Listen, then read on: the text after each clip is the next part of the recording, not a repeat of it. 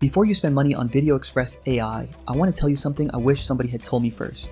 Because when I saw the ads, I thought this thing was going to change everything. Create videos with AI, generate content faster, no editing skills required, no expensive software. It sounded almost too good to be true. And whenever something sounds too good to be true, I get curious. So I spent a few days testing VideoExpress AI with real projects instead of demo examples. And honestly, my opinion changed more than once during the process. The first thing I noticed was how quickly it creates videos. That's the feature everyone talks about. Type a topic, add a prompt, generate a video. Simple. No editing. It absolutely saves time. There's no debate there. If you ever spent hours inside Premiere Pro or CapCut, you'll immediately notice the difference. The second thing that surprised me was how beginner-friendly it felt. I didn't need a complicated workflow. I didn't need advanced editing knowledge. Everything felt designed for speed.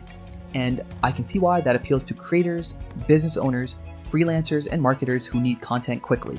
But then I ran into something nobody mentions in the advertisements. The tool is only as good as the idea you give it. That's where most people get disappointed. They expect AI to magically create engaging content from nothing. It doesn't work that way. A boring idea still becomes a boring video, just faster. And honestly, that's an important lesson. VideoExpress AI doesn't replace creativity. It accelerates creativity. That's a huge difference.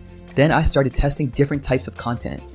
Educational videos, business content, social media clips, product promotions, and I noticed something interesting.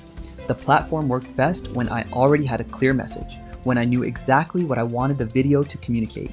The AI helped execute the idea. It didn't invent the strategy.